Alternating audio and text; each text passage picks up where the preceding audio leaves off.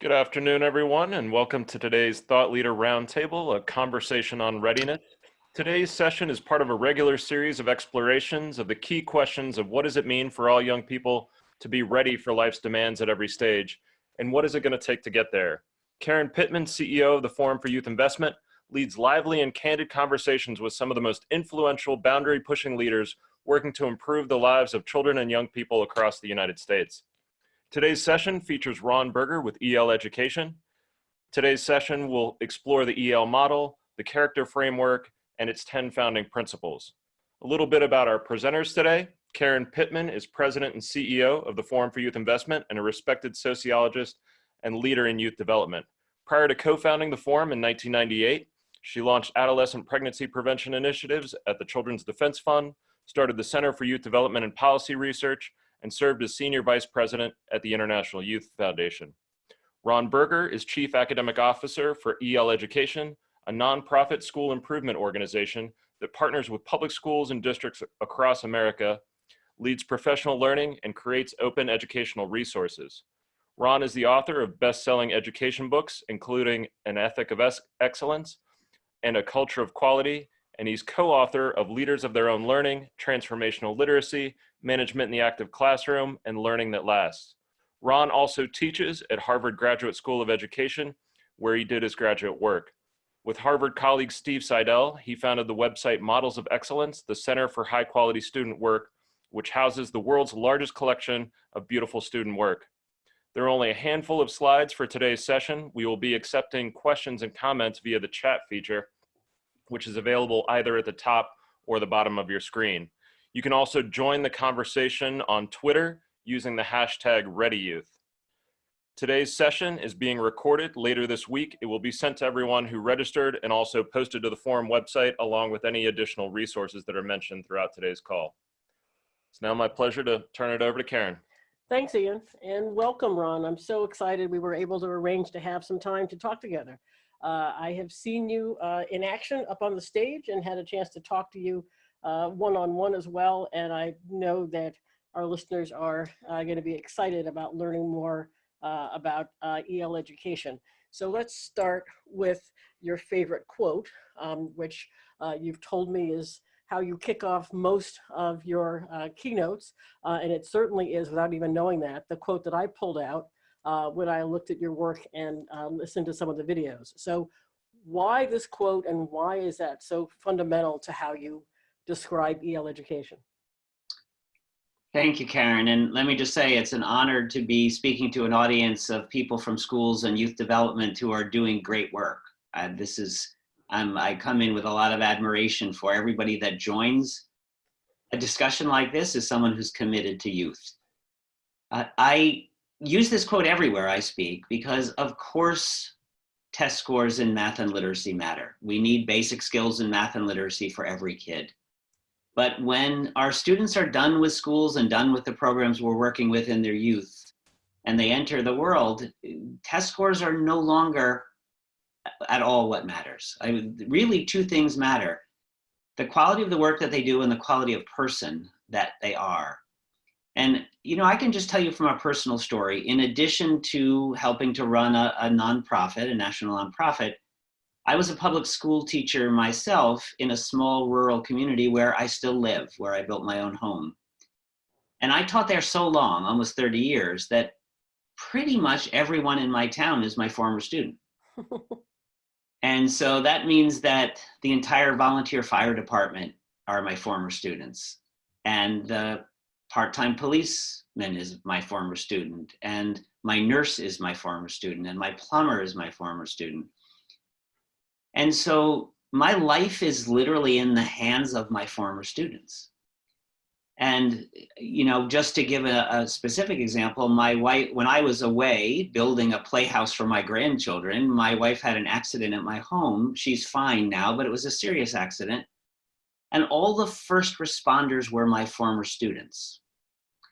And so if you can imagine that someone you loved had an accident and first responders showed up at your home or your apartment, and every single one of those first responders was someone that had been a student of yours or in a program that you helped support, how much it would matter that those people that entered your home would be people of character who do high quality work. Like, that's all that would matter to you.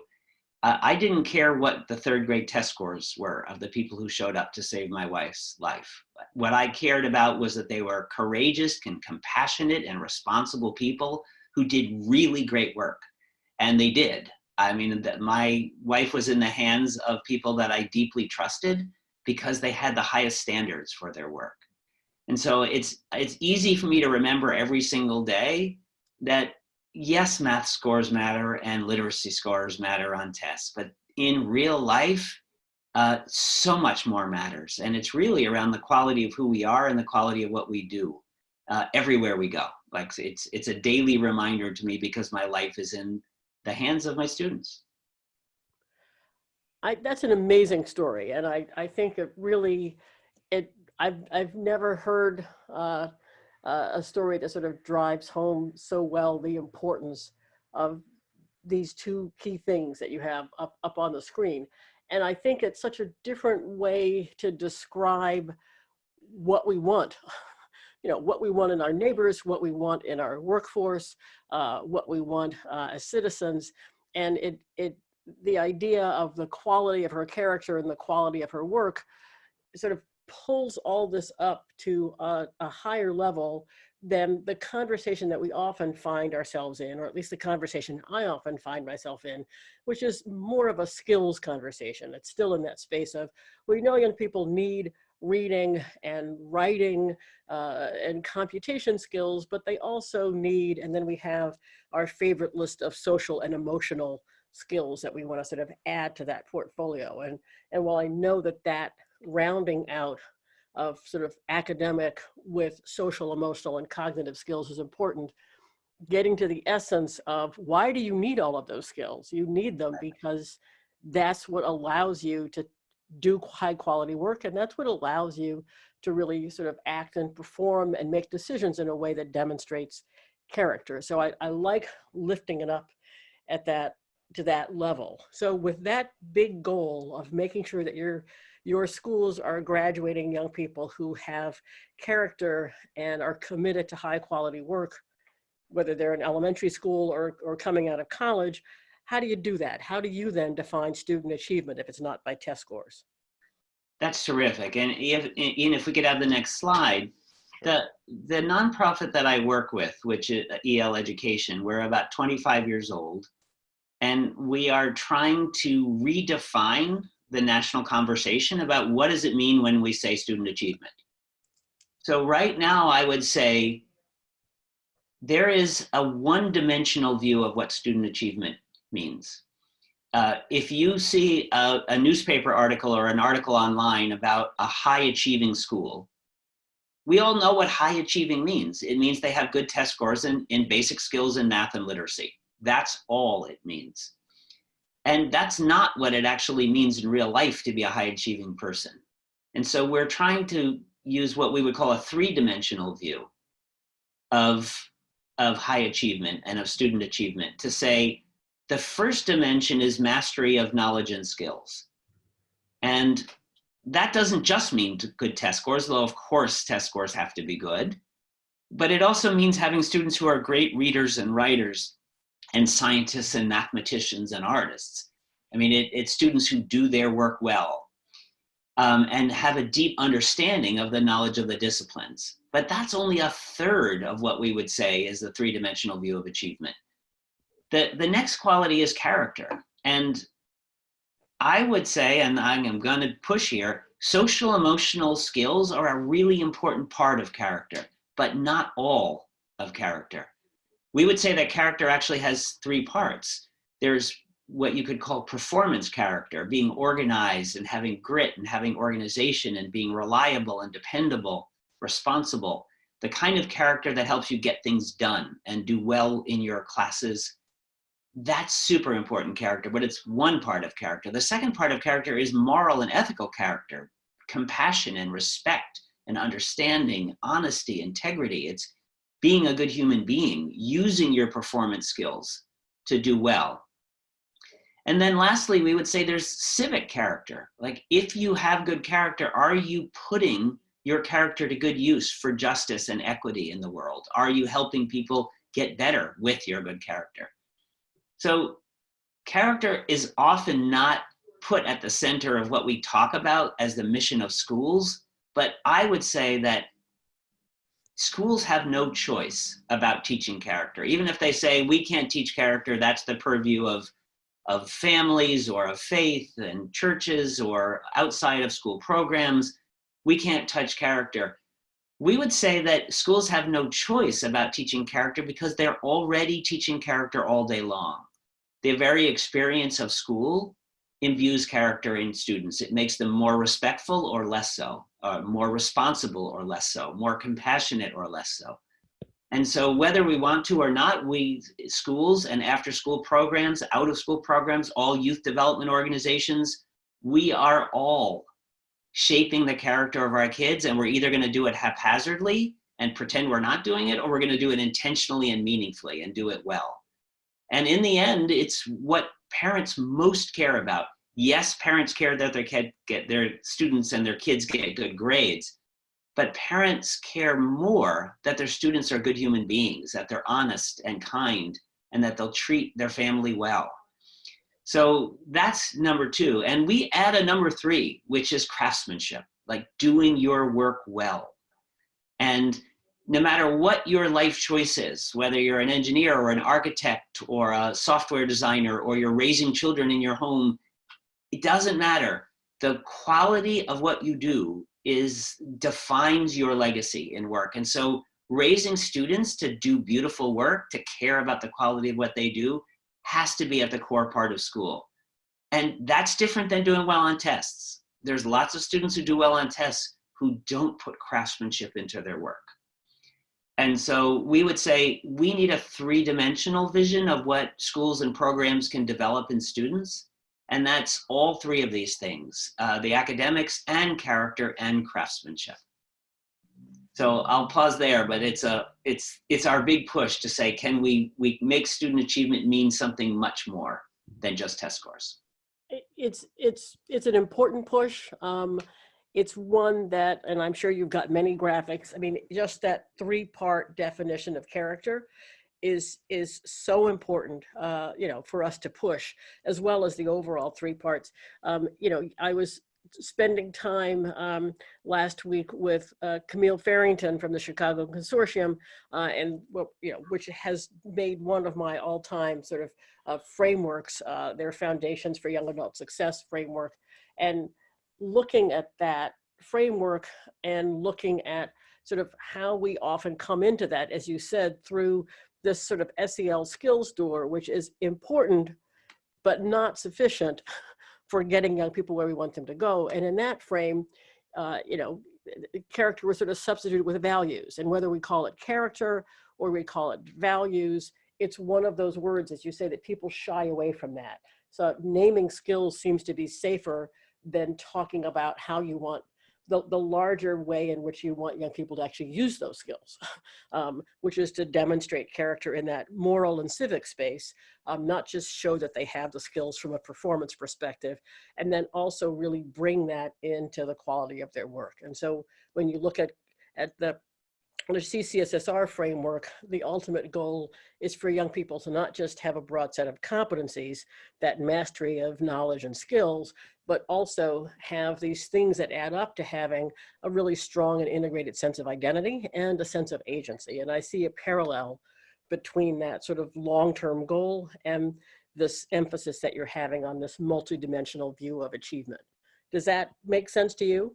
It absolutely does. And Camille Farrington has been a friend and guide to us in our work for a decade. And her work on identity has been really important to us. This sense that if kids can't develop an integrated identity where they're proud of themselves in school or in whatever program they're in, they'll never do well. Like, they have to belong and they have to feel like they can bring their best self and their full self to the settings they're in. And her frameworks have helped shape a lot of our work directly with schools. I'm pushed. I like, Karen, that you used the word values, because I'm going to give another push, not just the word character, But we are afraid in this nation to talk about values because we worry about whose values are we talking about. It's okay to talk about skills. We can talk about communication skills or self-regulation skills, but let's just not talk about values because it's a little too politically tricky about whose values we are embracing. I don't believe that. I believe that there is a narrative in this country that we have a terrible division of values and that we can't have dialogue about values because people are split. Our country is either on this side or on that side. And I think there are issues that divide our country, but I actually think 95% of the values that we have for our kids are ones we share. When I speak to an audience, I'll put up a slide that just has names of values like respect, responsibility, courage, kindness, integrity, honesty, compassion.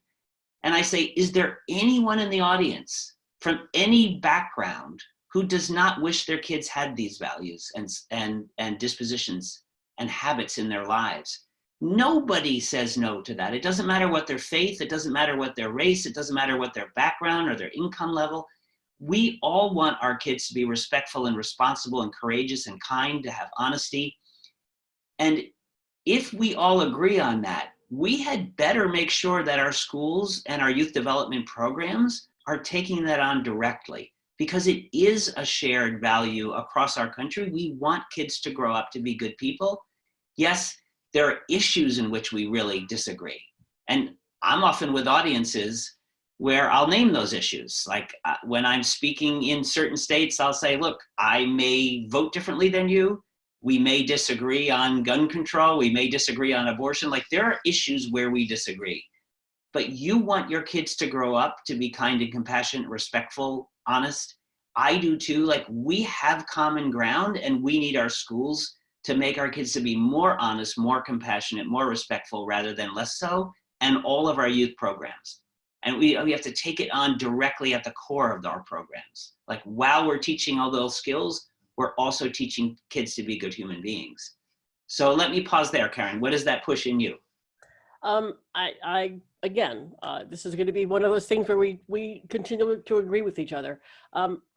I think that's hugely important. I think the fact that we have tried to be so safe in this that we reduce everything down to a skill, rather than talking about how those core social and emotional and cognitive skills help young people really develop in these more complex ways.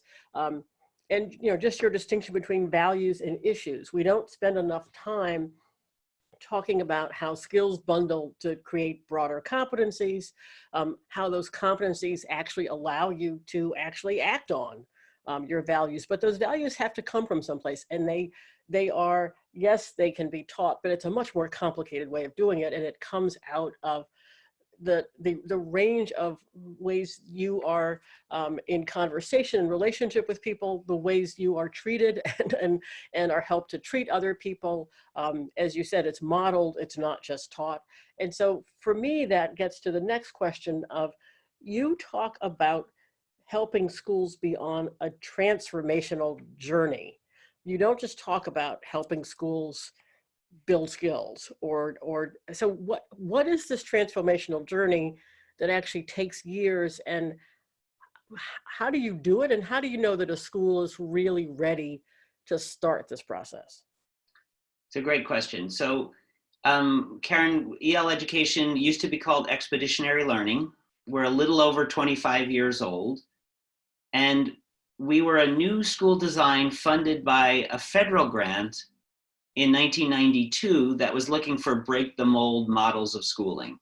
And our charge was to work with existing schools or to help districts open new schools that had a different model of education, a different mission that would be more effective. And we had two parents in our formation. One was Harvard Graduate School of Education, and that's where we get our obsession with academic excellence and craftsmanship. And their other parent was an odd one, which was Outward Bound, the organization that's known for its wilderness work. And what some people understand about Outward Bound, but not everyone, is that Outward Bound does not exist to teach wilderness skills. it brings people in the wilderness to develop their character. So it brings adults and youth into the wilderness, and often works with youth or adults that have had trauma, like returning veterans from wars, or youth that have been in foster environments and difficult situations, brings them out into the wilderness in teams and gets them to work together to get to the top of the mountain or get down the river or get out onto the ocean. And the wilderness and the teamwork is an environment in which they become better human beings and more other-oriented and step up for each other and build more courage and confidence in themselves to support the team. So we thought, what if we could bring that teamwork into a school model where kids would not be just looking out for themselves, but they'd be looking out for all their classmates. So our model of schooling is built around this sense of teamwork that comes from Outward Bound. So school transformation for us starts with the faculty of a school, which would be the same in any youth development program, working together to model what we hope kids will do. So we feel like student culture is never ahead of the adult culture. We can't expect students to be courageous and respectful and responsible if the adults are not modeling that for them. So when we come into an existing school, a school that reaches out to us, the first thing we ask is, are you ready to change? Like, do you want to dive all in? And if the leader says that she is, we then talk to all the faculty and we survey the faculty and do focus groups. And if they feel like we're not really ready to change our expectations that all kids can achieve and that we're going to respect and work with each other differently, then we say no, because we know we can't lift people that aren't ready to dive in themselves.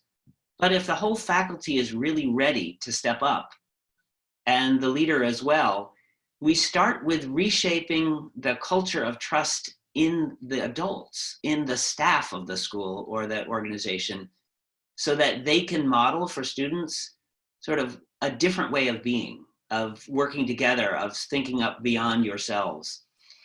And then we start a multi-year process. Our school transformation process often takes 5 years to take a school and bring it to a high-performing place. I will say it's easier if a district says we want to open a new school with you.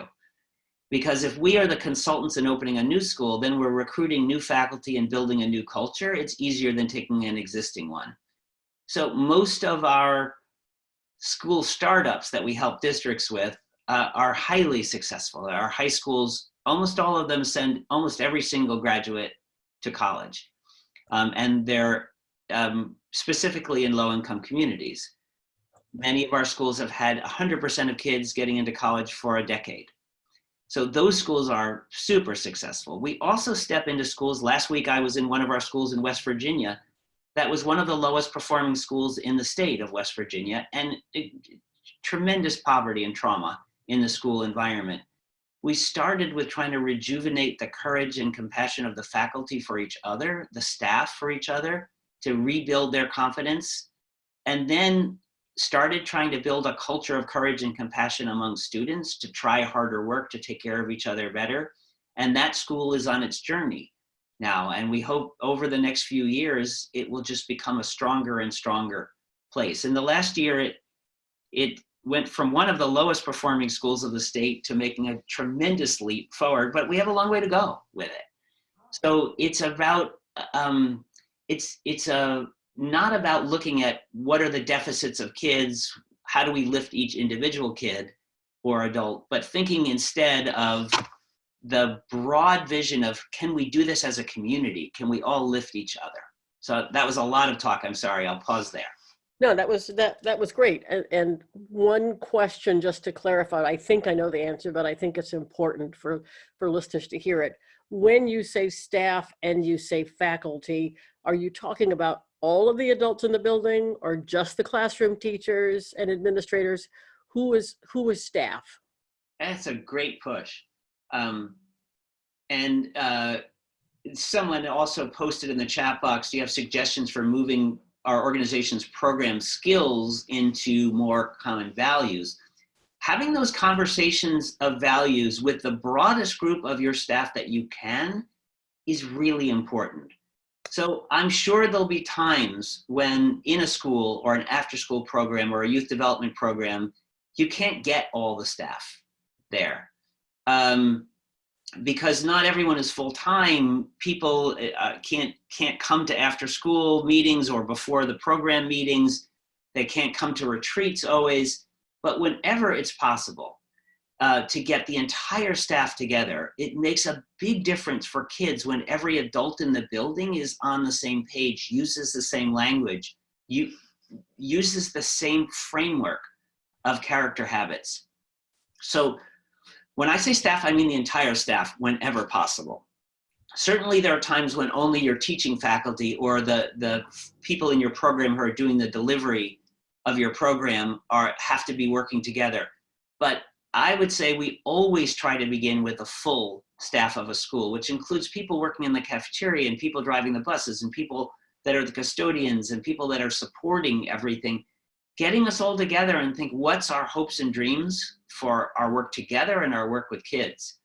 Having that conversation about why are we doing this work? What do we hope our students will become? Not just what skills they'll have, but who are the kind of human beings we want to create through our program, through our school, with everyone in the building, and getting common language and common vision around that really makes a difference. Again, when I hear you, and I have heard you before, which is why I'm so excited about having this conversation, when I hear you say that and say it with such power and conviction, I can't help but be somewhere between sort of startled and frustrated at how rarely I actually hear that statement in so many conversations that I've been in, including many of the conversations with the SEED Commission, the Commission on Social, Emotional, and Academic Development. The focus was on teachers and helping teachers build skills. And the question was always, where will they have the time to do this? And when you paused and said, we don't have to cram, first of all, we don't have to cram all of this into the classroom so that it's legitimate for teachers to ask that question. But second, you have this bevy of adults who, if we can shift them from being sort of in reactive mode to being in proactive mode and have them really understand that all of the experiences that young people have contribute to their character and development, you've really just, exponentially expanded your workforce and exponentially expanded the amount of time that can be devoted to this. And as you said, time that's not just detracting, because we're not paying attention to some settings while paying too much attention to others. And that conversation doesn't stick the way I would hope it would stick. In particular with K-12 people, I think on the youth development side, because youth development organizations tend to start with relationship building and trust building, there's more of a sense that every experience that the child has in that setting is important, and that you're having all of those adults come together. But can you reflect at all on why, is this something where schools sort of wonder and push back at you about why do you want all those staff? What kind of response do you get when you say we need everybody in this space? Well, it's a great question. I think the first thing people worry about is it's just logistically impossible. Like, we don't pay all our staff to be here that much. So how can we have shared experiences without having to change our budget for staff development, because we only include teachers in our staff development, not all of our staff. And that's where we push. Like, we want all of your staff. We want everyone together. We might have to think of how to budget things differently and get the kind of funding we need so that when we have a retreat, we have staff members that aren't just teaching faculty. And that when we have meetings to discuss important issues to build our vision for the school and our framework for what we want to do, we can bring in all the people that affect students' experience. When you're a student and you go into a high school, it's not just your classroom teachers who affect your experience. It's the bus ride you take there, it's who greets you at the door, it's the security officers in the building, it's the people in the cafeteria, it's the custodians in the hallway. Like, they deeply affect your experience of the school. If they are all treating you with respect and kindness and high expectations, then you feel like I'm a part of a world where the adults are all rowing together, where they all have the same language and they all care about me and they all push me. So, to connect that for a moment, Sarah Hughes, one of the listeners here, pushed back in a great way to say, yes, we have similar core values, but how are we going to make any growth unless we're going to have courageous and critical conversations about power and bias and racism and and poverty and oppression and absolutely. I just want to say to Sarah and everyone, I absolutely agree that those critical and courageous conversations have to happen on a regular basis, especially if we're working with places where kids are marginalized or come from tough situations.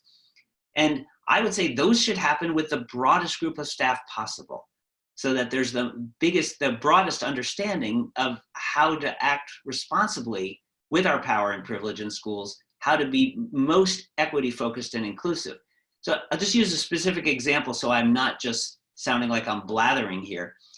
The nearest city to where I live is the city of Springfield, Massachusetts. And we have a district secondary school there, Springfield Renaissance School, that we helped to open 12 years ago, and it serves about 700 kids, most of them kids of color, most of them coming from homes of poverty. And it's one of our biggest successes. For 10 consecutive years, they've had every graduate get into college. Not every student chooses to go to college, most do, but every student that's graduated has gotten into college. 98% of kids are graduating on time. However, it's a school where really hard conversations about race and LGBTQ plus issues and class issues and language issues and immigration issues are always inflamed and always challenging.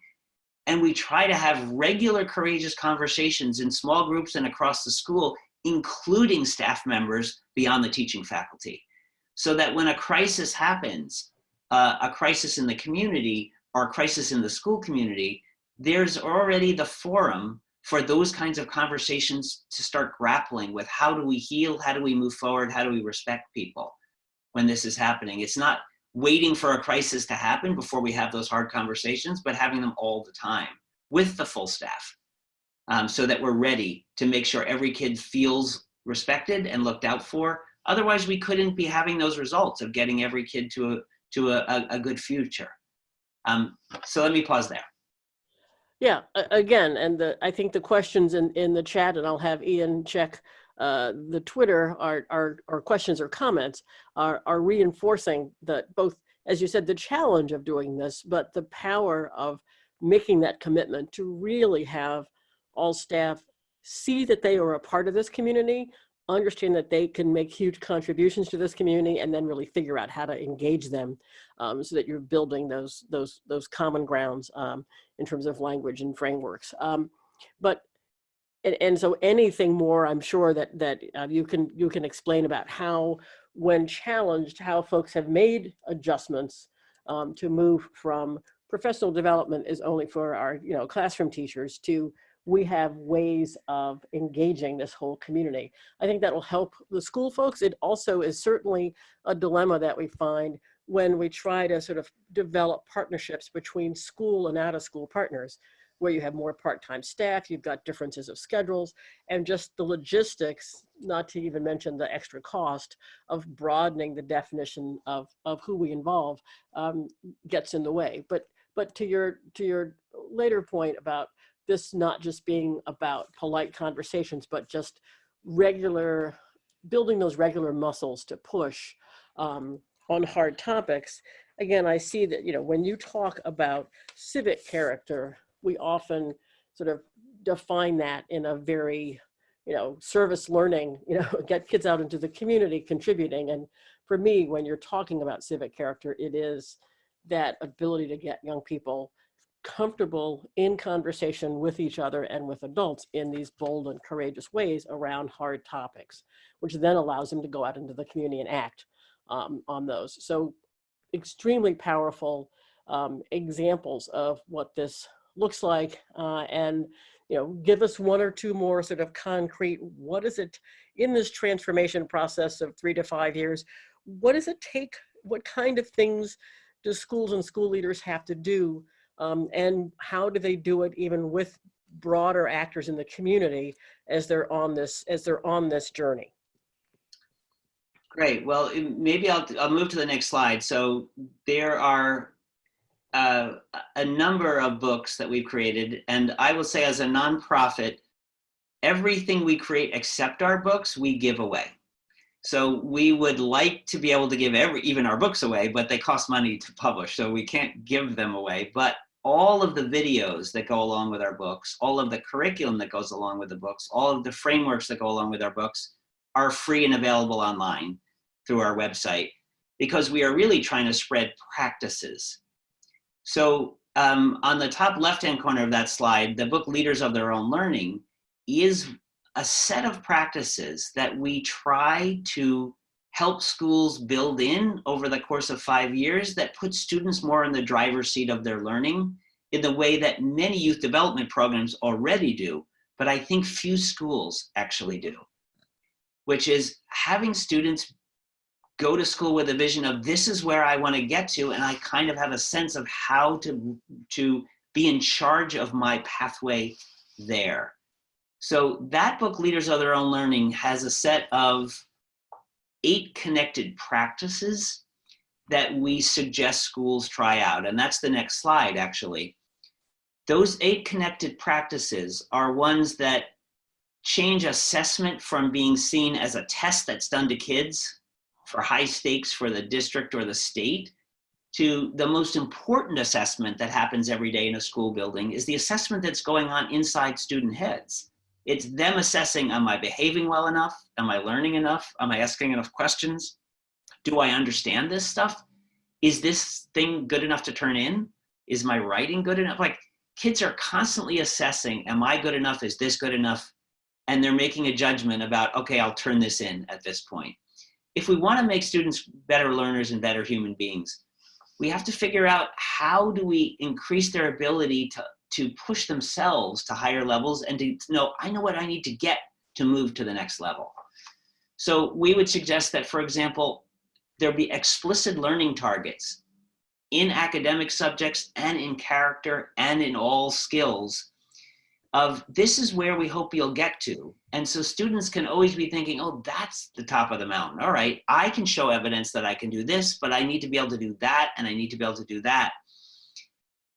I can give you a quick example. I went to that school in Springfield, the Springfield Renaissance School, because the governor of the state, then Deval Patrick, the governor of Massachusetts, was visiting the school, and the school asked me if I would come down to join him on his school visit. He was visiting the school because they'd had 8 consecutive years or 7 consecutive years of 100% college acceptance in a low-income district school in an urban setting. And he thought, this is a really amazing school. I have to go visit it. He did, and I went along with him on his tour, and this tour guides were 2 students. And partway through the tour, he said to one of them, Tanisha, let me ask you a question. Are you a good student? And she said, well, Governor, that's a hard question, because I'm really strong in some ways, but not in others. Like, for example, all of my character learning targets, I feel like I have really strong evidence that I'm meeting. My academic learning targets, I have strong evidence in some, but there's some learning targets I haven't reached yet. And some learning targets I'm really struggling with. And the governor said, I'm not sure what you mean by learning targets. And she said, you know, it's the expectations of what I'll be able to know and be able to do by the end of this year and the end of my time. So my learning targets in mathematics are around differentiating equations and graphing linear equations. My learning targets in history are around comparative essays. And he said, oh, they're the lesson objectives. I know those. I used to be a teacher. And she said, sir, I don't mean to be disrespectful, but they're not the teacher's lesson objectives. They are my personal learning targets for the set of courses I'm taking that I know I have to show evidence of meeting. And I can choose how I'm showing evidence. I can use essays, I can use tests, I can use projects, I can do presentations. I need to be able to show that I can do these things, that I have these skills and these character habits in order to show that I'm ready to move on. And so I own these. This is not a teacher's ownership. This is my ownership of these skills.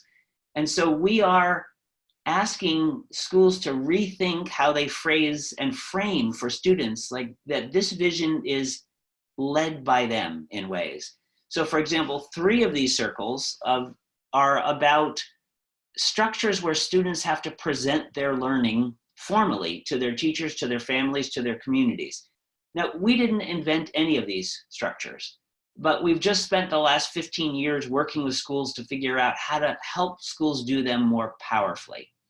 So for example, in all of our schools, pre-K to 12th grade, every year students lead their own family conferences for their parents or whomever is in their home as their guardians. And so their families come in every year, multiple times per year, and they present evidence of, here's how I'm doing in my subjects, here are my struggles, here are my strengths, here are my goals, here's what I'm proud of, here's how my character is progressing, here's evidence of my character. Now, they don't just do it in 3rd grade, they do it in 11th grade and 12th grade, and at years at which other schools don't even use conferences anymore. And it's entirely led by the student. Because we want her to take ownership of, this is my education, these are my goals, and I'm trying to show you that I'm making progress toward reaching them. And then the passage presentation, often called presentations of learning in many other school networks, is the similar process, except they're doing it in front of a community panel, where they are presenting to the community, this is evidence of my academic strengths and my character strengths and my high quality work. So you can sort of see who I am. So a lot of this, Karen, is, can we have students take much more ownership for, I'm in charge of showing the world that I'm learning important things and becoming a good person? Again, wonderfully powerful ways to flip words that are frequently used, as the governor's words, and put them into the power of having students really own their own learning journeys. When you get this process fully going, and you've mentioned community panels and the student-led family conferences, does it naturally lead to any other blurring of the boundaries between school and communities? As young people are really thinking about what they want to do and how they want to demonstrate learning, do they leave the building and go out into the community? Do they bring into the building work that they are doing in other settings to demonstrate their skills and competencies? How does this, if at all, as schools make this transformation, does it transform student and school relationships with community partners? Well, one of the beautiful things about your audience, Karen, in this conversation is all the people that are crossing those boundaries between just school and youth development beyond school. The more porous that boundary is, the better in my mind. And so there's many ways in which that boundary is porous for us. When students do their student-led conferences and their presentations of learning, they are very often sharing evidence from outside of school. If they're sharing evidence of their leadership skills, of their skills and character, or even of their academic work, it may be from within school, but it may be from the scouting program, from the after-school program, from the church program that they're in, from any youth development program they're in. It may be from sports, from dance, from music that they're doing outside of school. They are encouraged to use evidence from their entire life in the way that Camille Farrington so beautifully talks about building that integrated identity, that the work they're doing in school and out of school, it's all contributing toward their development, and they should be able to share evidence from any part of their life in that. The bigger way that we do a porousness in school and outside of school work and community power is that a book I wasn't speaking about, the book Learning That Lasts, is our vision of instruction. And our vision of instruction is that the teacher is no longer the expert. Like, the teacher is the facilitator of learning in her classroom, but the experts tend to be in the community. And so whatever it is you're studying, you're reaching out beyond your walls of your school to bring in and bring out, yeah, exactly. The Learning That Lasts book there is about how do you engage students and empower them with a much more deeper sense of instruction. And that takes bringing them out of the school building to interview people, to do research, to meet with people in their community who are doing the real work, and bringing those community people into the school. So just share a very particular example. We have a school in New London, Connecticut, where many of the students are immigrants or refugees themselves. And so they took on a study of immigration in America, which is a typical topic that students will study as an academic history topic. But they took it on with a very different lens, which is our entire city is filled with immigrants and refugees. Like, we need to know them and tell their stories. So they went out into the community and worked with organizations that support immigrants and refugees. They worked with lawyers who support immigrants and refugees. And they met immigrants and refugees from all over the city, from different countries, different parts of the world, and interviewed them to create a photo exhibit and a book that celebrated their courage and their lives. And over the course of this project, they became emotionally attached and learned so much from all these people in their community that they built an exhibit that traveled around the state. They ended up at the State House. They published this book honoring the immigrants and refugees. All the proceeds from the book go to legal expenses for getting green cards for immigrants and refugees. So far, 6 people have already gotten green cards based on the legal expenses of the profits of the book that the students themselves wrote. So our idea is, like, the experts for what you're studying are all around the outside of your school, and you can tap into them so that the teacher does not have to be the expert on everything. He or she just has to be the person who helps students make those connections to the amazing people in your community who can build that with you. Wonderful, wonderful examples. I mean, I've got many thoughts at the moment, so I'm going to try to collect a couple. I'm going to turn to Ian to make sure we're covering all the questions that are coming in various ways. Anything we should take this pause to cover? I think we've talked some, I'm looking at the questions, I think we've talked some about structuring the staff schedules, and you have said it's doable but difficult. Yes. And again, I think that's one of the key things that we're going to have to tackle and have concrete examples of, both as we're broadening the idea of the adults in the school and connected to the school, and then also broadening the idea of pulling in adults from other organizations in the community who need to have this shared sort of understanding of how to do this work. And your example, I think your commitment to getting all of the adults in the school, if we could have more schools even tackling that, the journey to then add in the adults who are working part-time or on different schedules in community programs gets easier, because they've already tackled some of these logistics that feel very hard when we just are working with schools who think they're doing professional development for classroom teachers and are then trying to figure out how to juggle schedules and roles with folks in the community who are often more part-time and on different schedules. So I think that's one thing, with the goal of sort of getting this to be organic. Another question is whether students are included in exploring issues to help with collaborative mindset change.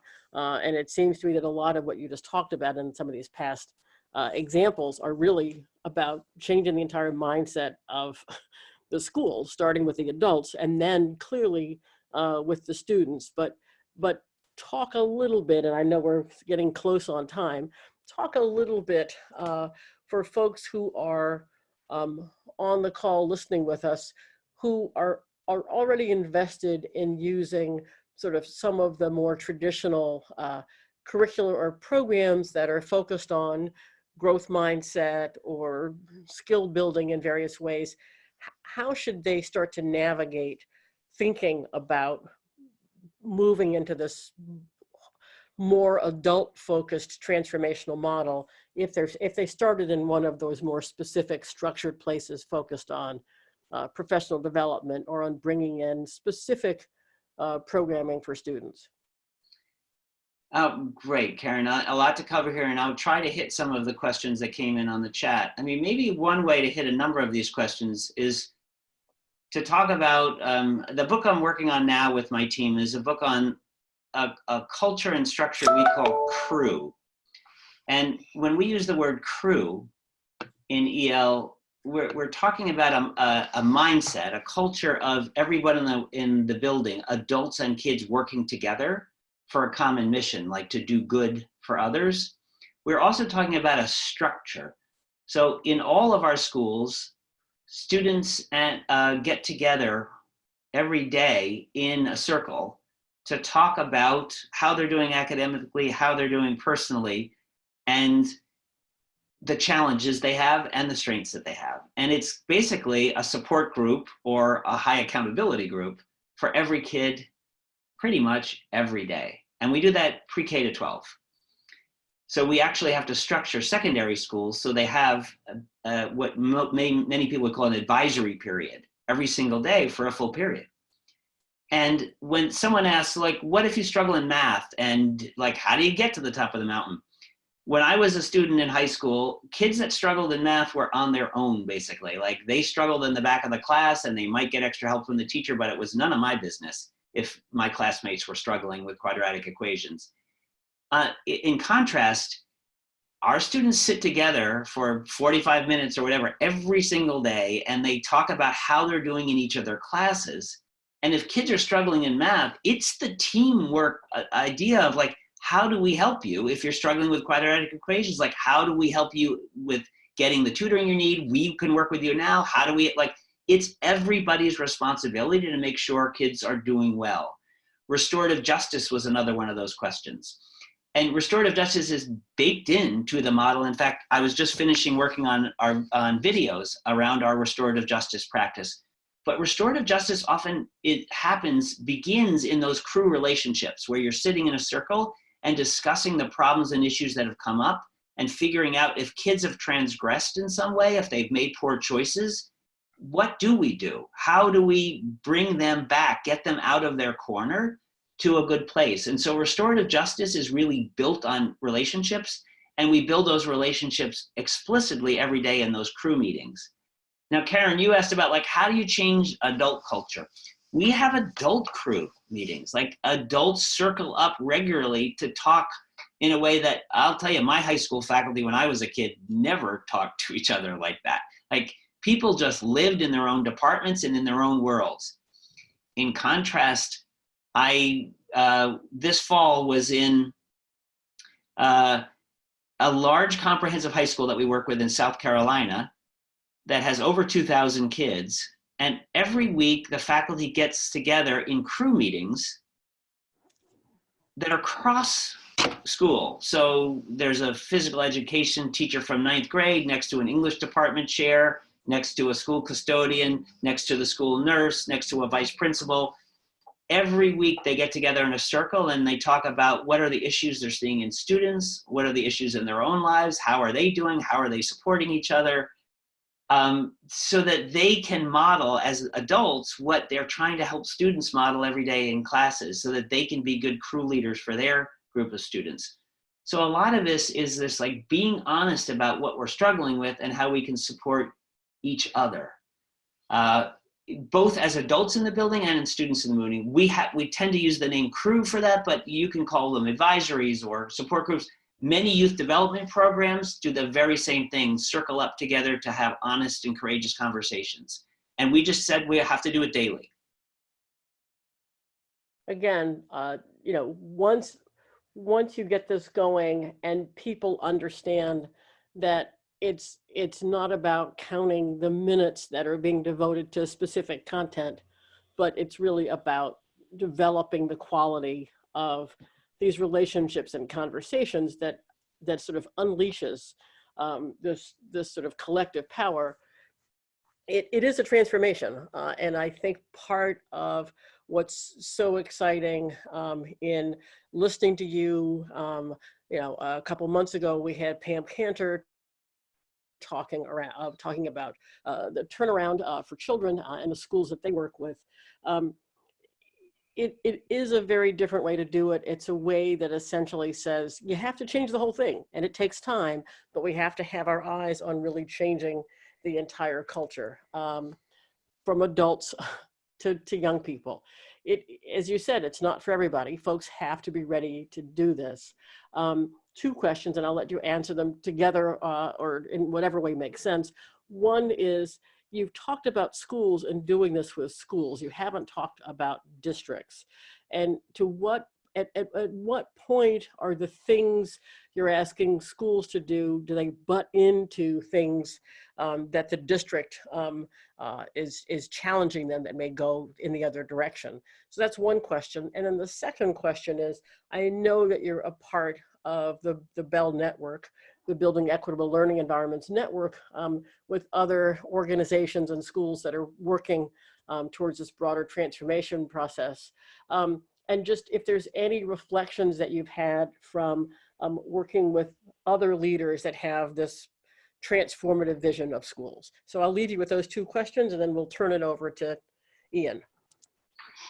Sure. Well, and I want to acknowledge that in the chat box, Sarah put out a just like, this is hard. It's not working in where I am, and it's super difficult. And I just want to acknowledge this is incredibly humbling work. And I'm sure, Sarah, that is true for your school. It's true in so many of the schools where we work, and we don't always succeed in turning around a school culture. And when there's a change in leadership, either at the school level or district level, sometimes so much of our hard work just evaporates. So I want to acknowledge this is forever humbling work. We learned a great deal from the Bell work, Karen, because we focused exactly on this structure of CREW as our Bell project, and got lots of help from other organizations about ideally CREW as an engine of equity for every student. But is it really working that way? And we surveyed and worked with a lot of our schools, and through student data and teacher data, but mostly through student data, we found numbers of schools where subsets of students did not feel they belonged, ones we were not tracking. Often they were students who were not gender identified as male or female, many more than we or the school leaders realized, who felt really left out in school. So it just opened our mind to a lot of being inclusive takes really reaching out to more and more people to find out, like always entering this work with humility and really reaching out to find out who's feeling included and who is not. And that applies to staff too. Who on the staff is feeling included and valued, and whose voice is not. So I feel like if we can sort of walk the talk ourselves and feel like everyone in our organizations, everyone on our staffs has the ability to have a voice and feel valued and feel respected, we can then with integrity say that's the way our organization is going to run for kids, that we're going to model that everybody is treated respectfully and gets their voice heard. And that otherwise we can't really build an environment for young people unless we can model it ourselves that shows that kind of equity and courage. So we just have to be the models for it, which means hard conversations among our own staffs. Great words to end with. Again, Ron, I appreciate your reaching out to Sarah, who's been commenting, to say that it is incredibly hard and humbling work, and it doesn't always work, but it is at least it is certainly worth trying. I mean, you left us with two more slides. One just sort of reminding us, and I'll let you sort of end on these last words, of the importance of us sort of having these big goals of making sure that young people are challenged and empowered and engaged. And then a slide on resources. But before we end with the slide on making sure people have resources, know how to go for resources, we'll certainly reinforce, there was a question earlier, yes, this full thing is being recorded and there'll be a transcript of it as well, because it was an incredibly rich conversation. Any last words around this last slide, Ron, before we turn it over to Ian? Well, I would just say my last slide actually is just a link to our resources. And I would say everything other than our books, of course, because we can't give them away. everything we've created is free and open to the public to use, to any educators or youth workers anywhere, anyone who's doing youth development work. And we also have this collection that I'm so proud of beautiful work created by kids, always in service of contribution to their communities. It's almost always community connected work. And so it's beautiful projects created by kids to contribute to their communities. We would love for you to, anyone on this call, to submit work to the website itself. If the curation team will look at it, we'd love to highlight work from your setting, your schools, your programs, because we're just trying to share it in a free way, beautiful models of work with people that work with youth anywhere in the world. Wonderful. Thanks so much, Rob. I know that, Ron, I know that we've run out of time. We may come back sort of again in a part 2, perhaps with another colleague, and sort of dig into several of the questions around how do you get this up at the district level. But this has been an incredibly rich conversation, as you can see from the comments.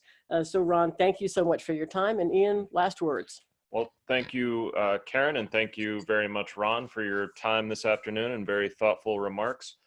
Just want to let everyone know that we have our Ready by 21 9th annual Ready by 21 national meeting coming up in Louisville, Kentucky, and that's scheduled from April 15th to the 17th. More information is available on our website, forumfyi.org. And just wanted to let everybody know that the early bird discount pricing is available through this Friday. So if you want to save $75, please go ahead and register today. So thank you very much, Ron. Thank you very much, Karen, and have a wonderful afternoon. Thank you. Thank you, Karen. Thank you, Ian.